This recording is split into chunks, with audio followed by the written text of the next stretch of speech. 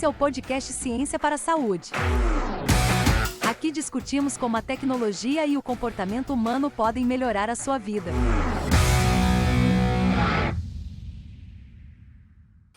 E aí, pessoal, bem-vindos a mais um episódio do nosso Ciência para a Saúde podcast. Hoje um episódio muito especial. A gente está com dois convidados, o professor Hugo Correia, o professor Thiago Rosa, grandes especialistas em doença crônica renal e exercício. E esse episódio é muito especial para mim, eu acho que para quem também vivencia o cotidiano das doenças crônicas e quem tem essas doenças. Então hoje eu convidei eles para a gente bater exatamente esse papo sobre a pesquisa que eles desenvolvem nessa linha, sobre as perspectivas do tratamento envolvendo o exercício. E eu queria muito que vocês conhecessem essas duas figuras sensacionais que eu também tenho o prazer de chamar de amigos. Né? Bem-vindo, Hugo, bem-vindo, Thiago. Obrigado por terem aceitado o convite e que essa casa seja de vocês também. Muito obrigado. Obrigado pela oportunidade, né, da gente poder falar de um assunto que a gente gosta muito. E de estar entre amigos também é sempre positivo, porque criam novas ideias. Com certeza. E eu acho que esse é um ponto muito legal. Para mim, no caso, está sendo quase que uma outra qualificação, né? Que do meu lado está o meu orientador, do outro lado está parte da banca examinadora. Então, é um podcast / qualificação aqui do meu doutorado, já que a gente vai falar um pouquinho, né, do que a gente vem fazendo. Excelente. Se for com a qualificação, vai ser melhor ainda, então, né? Você foi excelente. Ó, para a gente conhecer vocês, para quem está assistindo a gente, né? Primeiro fala um pouquinho de onde vocês vieram, de onde começou essa carreira nesse início, background científico de cada um de vocês, e aí a gente starta esse assunto para as pessoas entenderem melhor. Primeiro, os mais velhos, né? Faz parte. Eu sou profissional de educação física, sou de Mogi das Cruzes e lá na Universidade de Mogi eu fiz tanto a licenciatura quanto o bacharelado em educação física. Ainda era pleno naquela época? Não, eu fiz 2 vestibulares. Eu fiz um vestibular para licenciatura, terminei. Fiz outro vestibular para o bacharel. Caraca! Para poder dar continuidade. E lá tinha um aspecto de ciência muito legal. Um curso de biotecnologia, de mestrado e doutorado. E aí aquilo me encantou, prestei a prova para o mestrado, consegui entrar e entrei num mundo diferente para fazer o mestrado em biotecnologia, trabalhar com modelos experimentais, com roedores, camundongo, exercício físico. Foi bem bacana. E no final das contas, aquilo me abriu portas para fazer o doutorado em medicina dentro da Universidade Federal de São Paulo. Eu comecei trabalhando com obesidade, diabetes e hipertensão. Eu fui obeso, então acabei usando o exercício como estratégia para emagrecer ainda adolescente. Sim. Tudo mais, e aquilo me levou para a educação física, mas eu queria tentar aprender um pouco mais de como auxiliar e resolver problemas relacionados à saúde. Tenho familiares que são hipertensos, diabéticos, né? E isso me encantou muito a possibilidade de usar um recurso que era o exercício físico, né? A gente fala, né? Você começou com hipertensão, diabetes, as doenças crônicas. Hoje, dificilmente não tem ninguém da família que não tenha uma ou todas. E hoje é difícil você ter só uma, né? Tem esse detalhe também. Exatamente. Pontuando. Você também teve essa mesma trajetória ou foi um pouquinho diferente? Foi bem parecida, tirando a parte da pós-graduação, né, do mestrado, que foi tudo de educação física. Então, sou licenciado, sou bacharel em educação física pela Universidade Católica de Brasília, e inicialmente eu não trabalhava com a doença renal, eu trabalhava com criança. Tanto que foi meu primeiro TCC, foi com criança, tenho trauma até hoje. Criança é uma maravilha, né? Outro mundo. Na panela dizem que é ótimo. Então,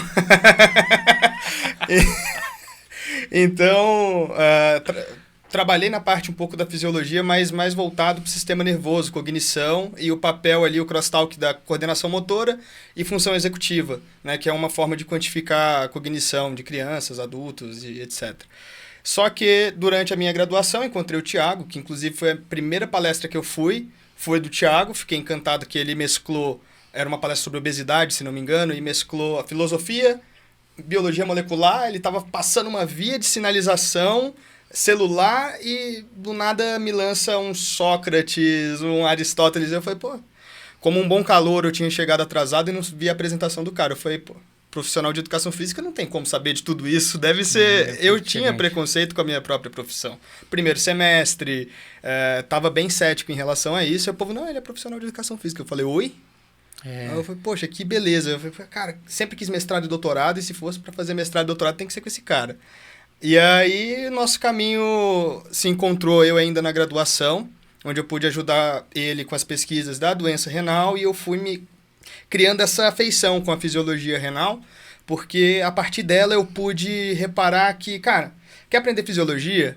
Estuda fisiologia renal, que aí é um eixo, é um sistema que tem eixo com o sistema cardiovascular. Você vai ter que estudar sistema cardiovascular, você vai ter que estudar sistema nervoso, endócrino, para poder compreender, né, a fisiologia renal. Fui criando essa paixão, onde consegui a bolsa de mestrado com o professor Tiago, né, lá no Departamento de Educação Física da Católica, e agora estou no doutorado. É legal como nossos orientadores ou professores têm influência direta, né? Caramba. A sua tese falou da Odisseia do Ilíada, né? E aí você tem todo um contexto fora da fisiologia que você mesclou, então aqui eu acho que tem uma influência direta de alguém que mesclou. Pra caramba, né? pra caramba. E olha que interessante, eu lembro de uma aula do Otávio, dele falando de proteína, de purificação, e ele me mete um quadro do Picasso. e aí eu, cara, achei aquilo ali fora da casinha. Por um acaso foi autor? Ou não? Não, ele botou... É o Guernica, que é do Picasso também? Ou não é o Beijo? Ele meteu alguma... algum quadro do... E aí, não foi só Picasso não, foram vários. Ele foi falando de vários, mostrou El Greco. Que legal, cara.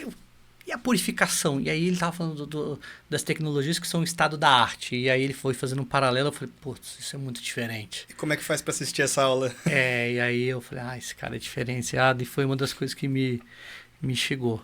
Né? Então, legal. Bom, a gente tem muito o que falar aqui, o assunto me interessa particularmente, né? Eu vou fazer até uma adendo. Eu conheci o Thiago, eu fui fazer não sei se eu fui fazer uma palestra no evento da Educação Física e me apresentaram, né? E o Thiago é mais reservado, mais quieto. E aí ele falou, e aí, o que você achou dele? Eu falei assim, ele quase não falou nada, quieto assim, eu não sei nem se ele é simpático ou não. Na dele, assim. E aí um dia eu vi uma postagem do grupo de vocês, um estudo com doença renal crônica e exercício, e quando me apresentaram eu nem me atentei que essa era a linha de vocês. E aí eu lembro que eu estava voltando de uma viagem com a minha esposa e eu falei, é exatamente o meu contexto. O exercício, eu tenho doença renal crônica, eu mandei uma mensagem de WhatsApp mesmo, WhatsApp não, Instagram, e na hora o Thiago me retornou e a gente ficou ali quase uma hora no telefone. Aí eu falei, putz, que legal. Bom, depois a gente até vai falar bastante sobre isso, mas foi quando eu descobri que tinha muito próximo de mim pessoas pesquisando o impacto do exercício, né, na progressão da doença renal, ou seja, tentando evitar. E eu acho que foi por isso que eu quero, né, puxar esse assunto com vocês, por causa da quantidade de pessoas que têm essa doença, precisam conviver com ela e precisam, nesse processo de aceitação, entender que há uma vida saudável possível. Totalmente. Né? E em vários estágios. Né? Então, até, Thiago, como é que começou a doença renal para você? Porque o Hugo, acho que eu entendi. Mas para você, como é que você chegou na doença renal e qual foi o start que você falou, cara, o exercício pode ser o caminho aqui onde eu quero, de fato, me aprofundar? Durante o mestrado, trabalhei com obesidade, hipertensão, diabetes, tanto com modelos experimentais quanto com humanos, né? E aí, uma coisa me chamava muita atenção. Um dos critérios de exclusão de boa parte dos estudos com hipertensão, diabetes, era a exclusão de lesão de órgão-alvo, como, por exemplo, o rim.